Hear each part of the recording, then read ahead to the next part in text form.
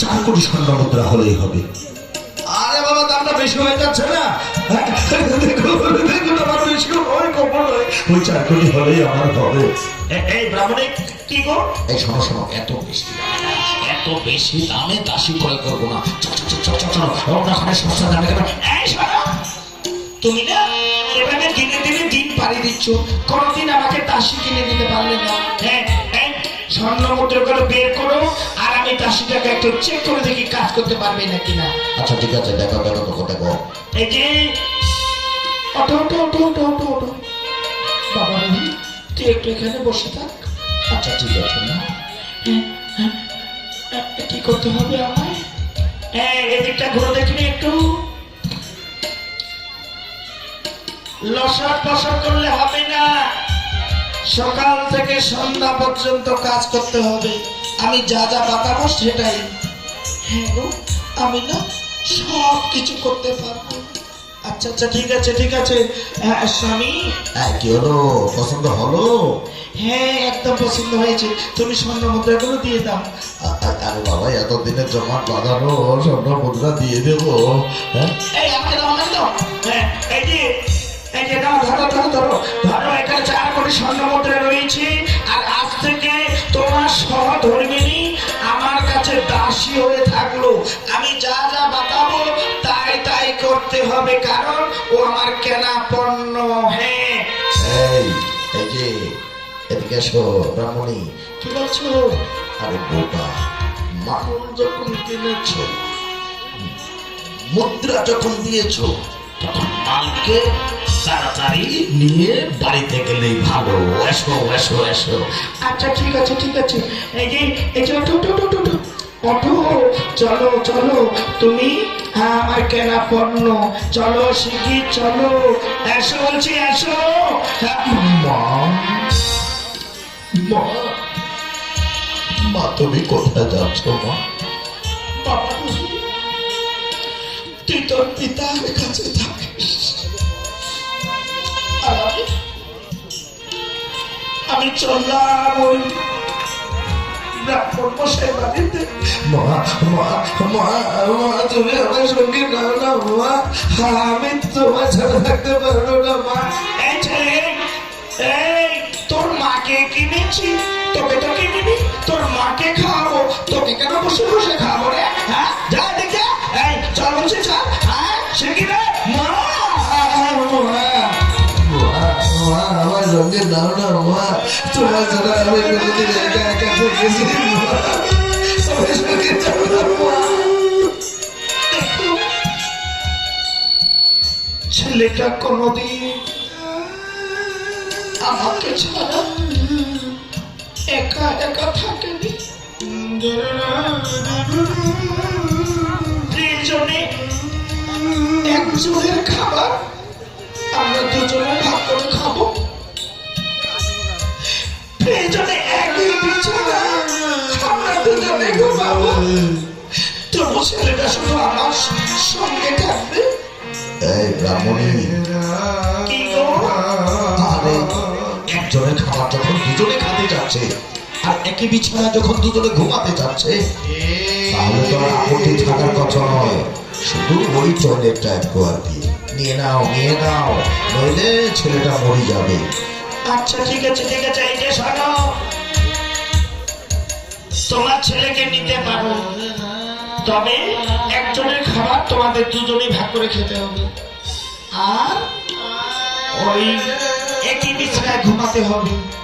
বেশ, না সঙ্গে একটিবার আমার পরম পূজনীয় স্বামী চরণে শেষ প্রণামটুকু নিতে দাও।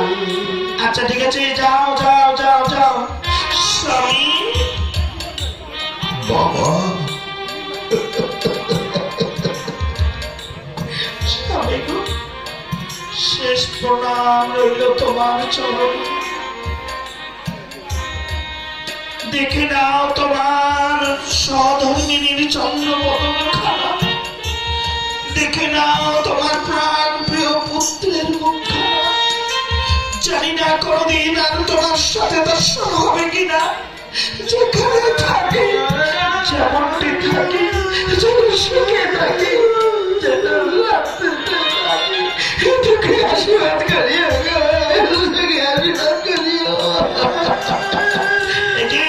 এই যে এসো এসো এসো এসো এসো এসো শিগগির এসো এসো বলছি এসো বাবা রোহিত বাবা রোহিত তোকে ছাড়া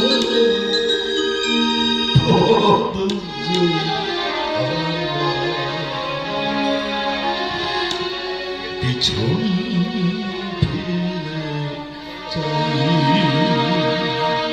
রোহিত তোকে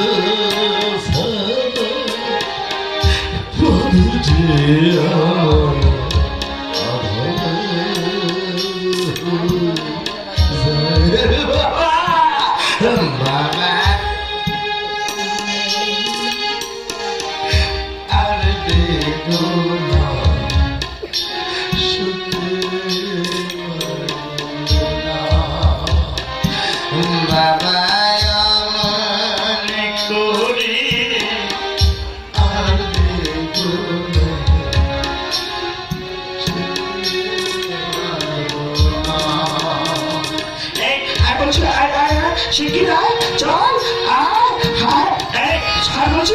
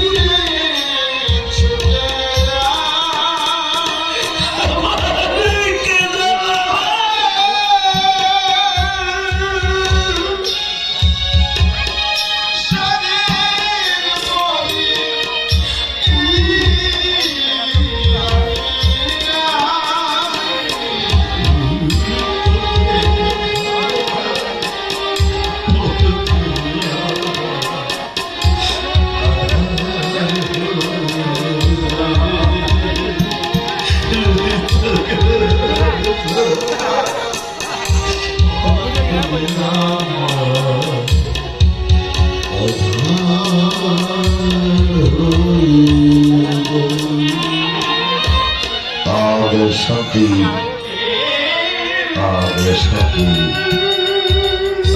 শান্তি রাজা হরিশ্চন্দ্র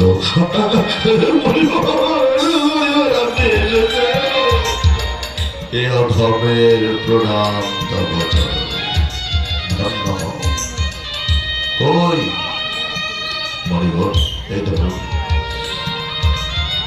এখানে 4 কোটি স্বর্ণ মুদ্রা রয়েছে দাও আর বাকি 3 কোটি বলিব সূর্য অস্ত যেতে আরো বেশ কিছু সময় বাকি রয়েছে এই বাকি সময়টুকুর মধ্যে আমি আপনার চরণে 3 কোটি স্বর্ণ মুদ্রা প্রদান করব এতটুকু আশীর্বাদ করবেন বলিব বেশ সেই প্রত্যাশায় রইলাম আমাদের শান্তি আমাদের শান্তি আমাদের শান্তি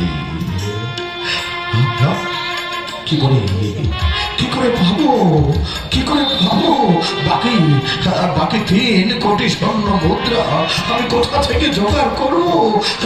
প্রভু, প্রভু গো, তুমি আমায় এতটুকু শক্তি দাও আর এতটুকু বুদ্ধি দাও, কোথা থেকে আমি বাকি 3 কোটি স্বর্ণ মুদ্রা জোগাড় করবো?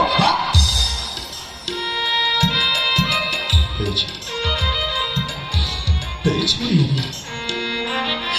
আমার প্রয়োজনে,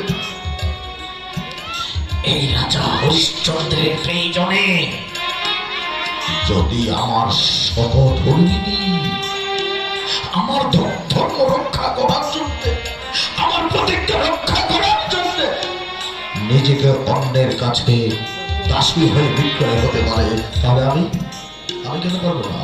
আমি আমার জন্য কেন আমি পারবো না নিজেকে দাস হয়ে বিক্রয় করতে? এছাড়া তো আমার কোনো উপায় নেই। না, আমি যাবো সেই বেনারসের হাটে। নিশ্চয়ই আমার সহধর্মী যখন দাসী হয়ে কারো কাছে বিক্রয় হয়েছে, নিশ্চয়ই কেউ দাস হয়ে ক্রয় করবে। আমি তারই কাছে দাস হয়ে বিক্রয় হয়ে মরিবনের কাছে ঋণ মুক্ত হব। যাবো এখনই ওই বেনারসির হাটের দিকে, যাই ওই হাটের দিকে প্রবেশ করি গিয়ে।